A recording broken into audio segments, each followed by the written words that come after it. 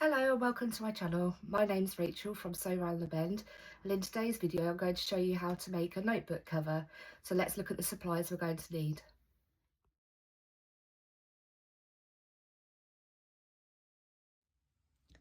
For this project you'll need one notebook. Mine measures 9 inches by just over 6 3/4. You'll need some fabric. I took mine from these 2 fat quarters, although you won't use the whole thing so you can make more than one project. You'll need lining fabric, and you'll also need a piece of batting. I use an 80-20 blend. If you want to personalise your project, you'll need some iron-on letters and a small square. I've got another video on my channel showing where I got these fabrics from that I'm going to be using today.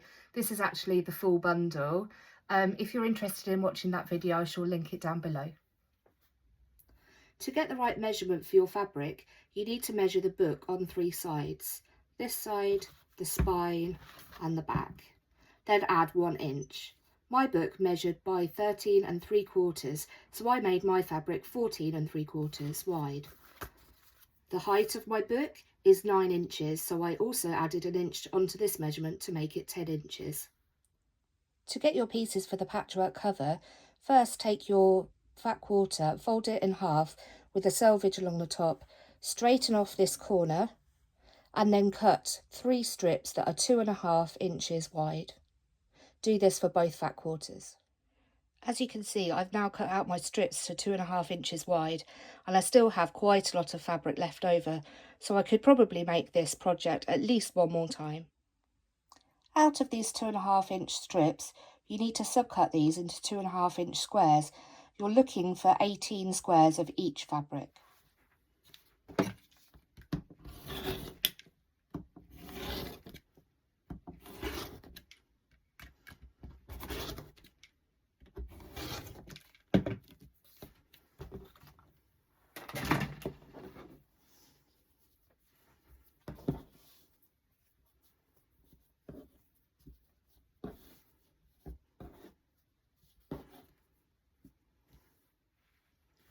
Now you have your 2 piles of squares. Take one of the squares and leave it to one side. We don't need that. Then from the pile you've just picked from, take 2 more squares. And then from this pile take 3 squares. You'll set these aside when we're doing our patchwork later. For the rest of the stack, you want to pair them together and sew with a 1/4 inch seam down one side. Sew the squares together with a 1/4 inch seam allowance down the side. I like to chain piece my squares so that I get a big long line of them, and then I'll clip them for pressing.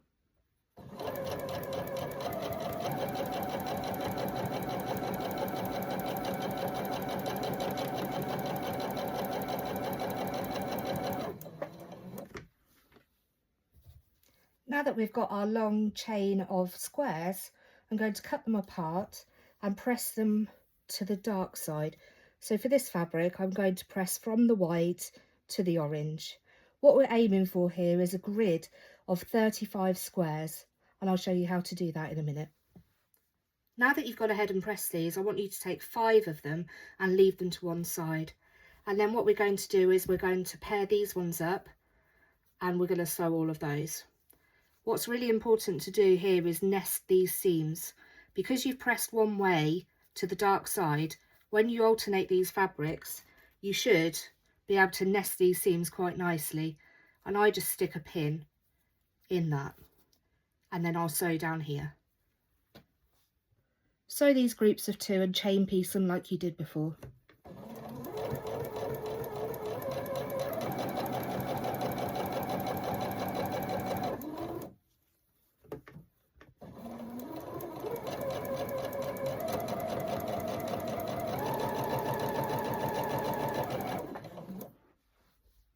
Now you'll have 5 units, and these are made up of 4 2.5 inch squares. So iron these like you did before, pressing to the dark side.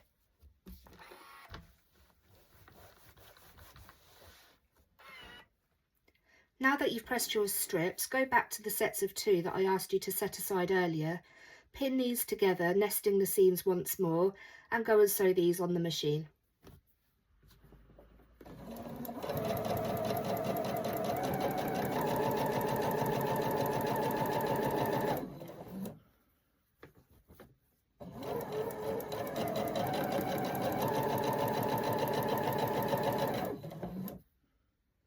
Go ahead again and press the seams to the dark side.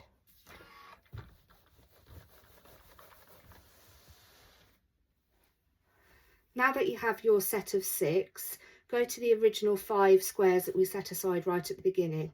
What I want you to do is sew 1 to the top of the strip, and then for the next strip sew the square to the bottom. This will give you 7 in a line, and we will have 5 rows, so 7 by 5.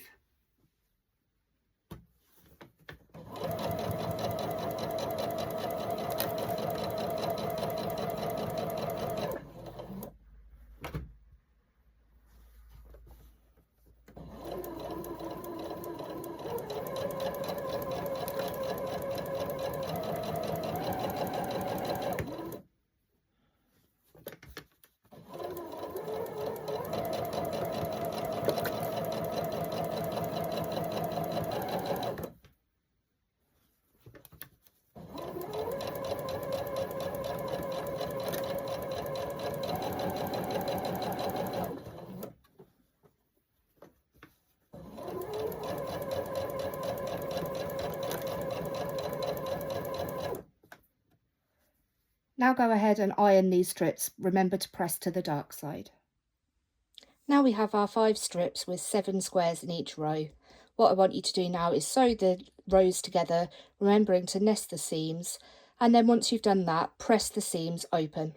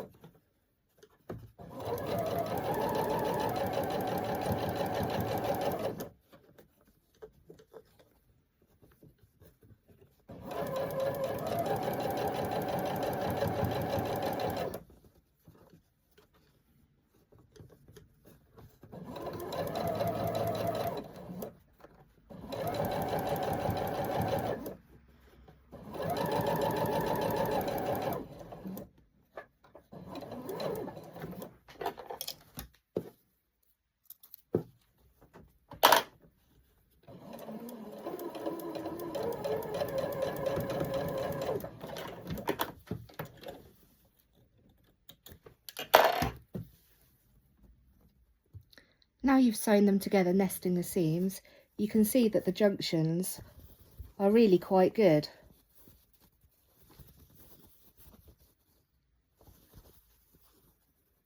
So now go and press that seam open. Now that we have our piece sewn together and ironed, I'm going to attach it to the batting. To do this, I'm going to use this temporary adhesive spray, which is by 505. So I just peel back to halfway, spray, and then I lean it down gently, smoothing it out. Then I turn it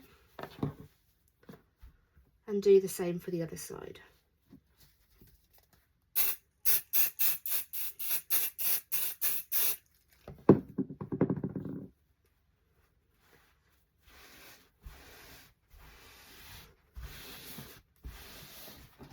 Now we're going to go ahead to the sewing machine again, and we're going to quilt this in the way that we want to. Now I'm just going to do some quilting lines straight down and straight across, but you can do diagonal quilting if you'd like to. I'm now going to quilt my fabric, coming down the columns and back up the other side, and I'm going to do this for each column across, and then I'm going to do the same for the rows.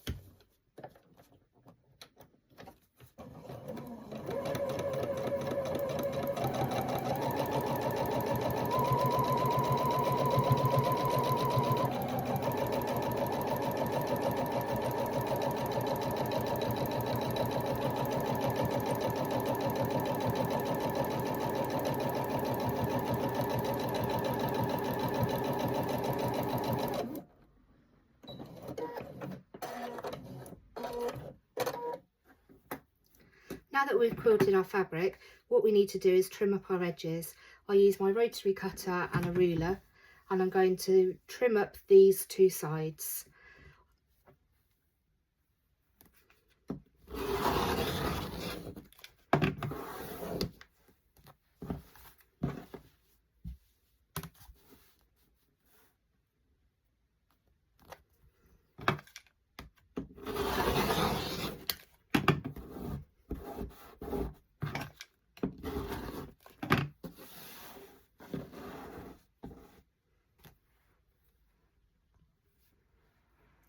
We need to be careful when trimming up our short sides, because our piece measured 14 3/4 once it was all patchworked together.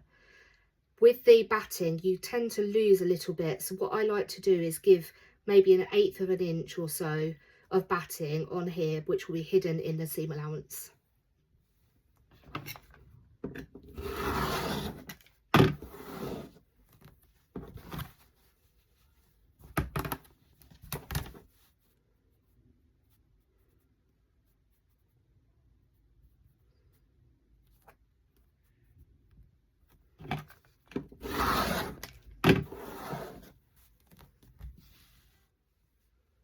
Now that you've trimmed your patchwork piece, I like to take the short edge, fold it in half, and then make a crease here. Open it out, and then draw a red mark with my Frixion pen where the fold was. I do this to both ends.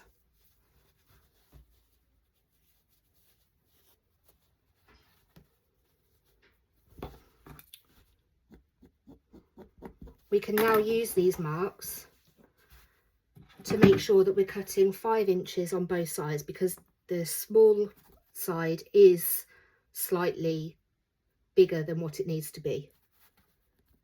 So align those two marks up with your ruler on the 5-inch mark, and then cut off the excess.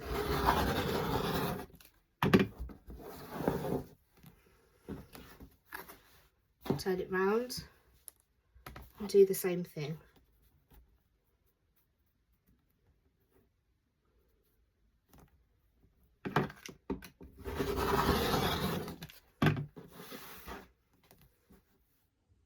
If you're personalising your fabric notebook cover, this is the time to do it. So take your image and place it about here on the right hand side.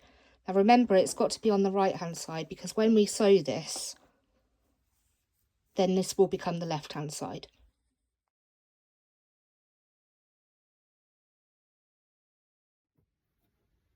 I've changed my presser foot and my stitch to be a blanket stitch, and I'm going to slowly sew round the edge.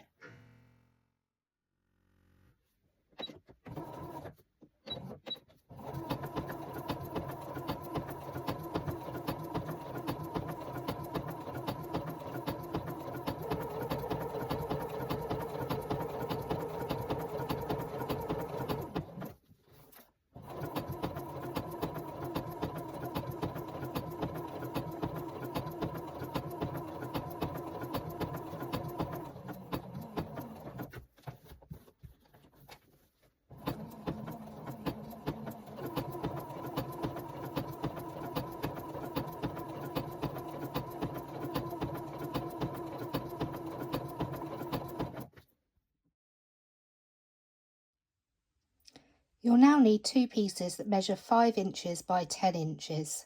These are for the inside flaps. Apologies, but I forgot to mention this at the beginning.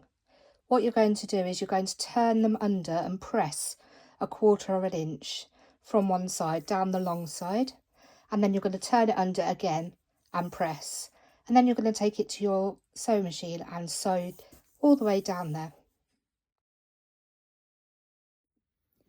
Now we've pressed our raw edge under, I'm now going to pin in place before taking to the sewing machine. Just a couple of pins to hold it should do.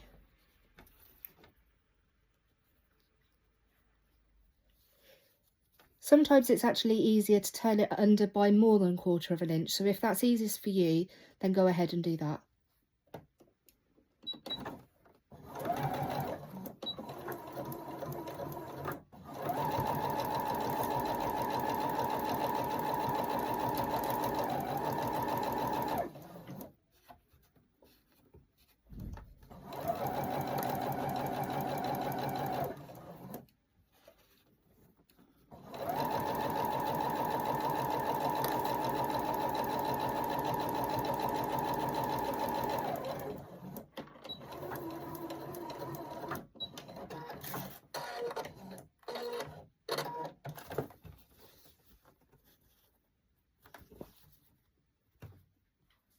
Once you have your fabric panel cut to the size you need, I find it helpful to go around the entire perimeter, stitching 1/8 of an inch away from the edge. Once you've finished and you've cut your lining piece to size, we're going to lay our main fabric piece pretty side up. We're going to take our side panels and put them pretty side down. We're going to do that on both sides. And then we're going to lay our lining piece over the top. And we're going to pin in 4 corners and then in the centre here. Now that it's all pinned in place, we're going to start stitching around here, 1/4 of an inch away from the edge. We're going to go all round each of the 4 sides, and we're going to stop about here, back stitching at the beginning and at the end. This is going to be the hole that we turn our piece inside out with. Now remember, my fabric piece that was quilted was slightly bigger because of the extra batting that I allowed, but I'm actually going to be sewing 1/4 of an inch away from this white lining fabric.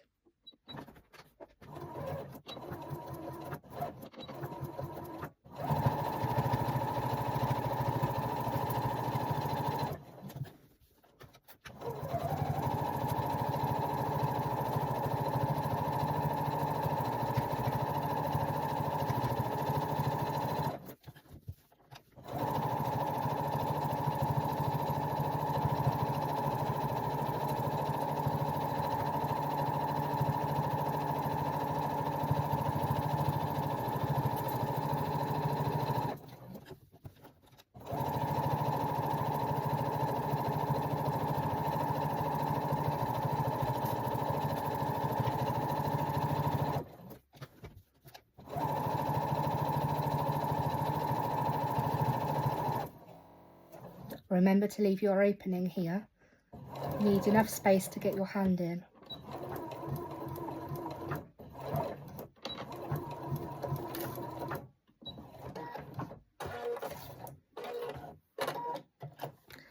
Next, what we're going to do is trim down the sides that overhang from the lining. Next, we're going to slightly trim these corners. So just take your scissors and cut across the corner here. Make sure you don't cut into your stitching. That's really important. Now we're going to turn our piece right side out. So find the gap that you left, reach inside, put your thumb into the corner and bring it out to the front. Do the same in each 4 corner.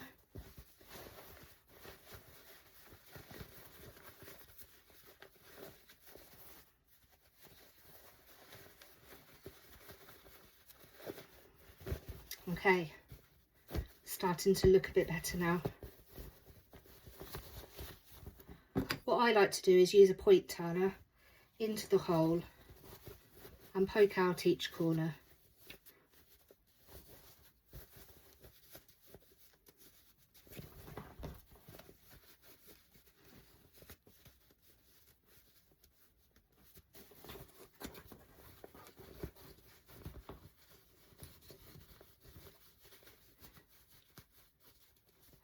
Now don't worry if your piece looks like this. You may think that you've got these flaps on the wrong side, but no, just poke them through and then they'll lay on the lining side.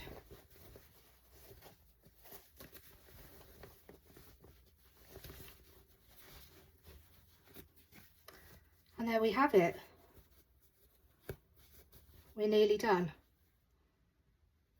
All we need to do now is press, turn this edge under and sew 1/8 of an inch all the way around. I'll meet you out here when you've done that. Once you've finished top stitching all the way around and given it a nice press, you're ready to slot your book in. Take the soft cover book and slip one side into the pocket. You might need to bend the book slightly to get the last pocket in. But once you've done that, your book cover is complete.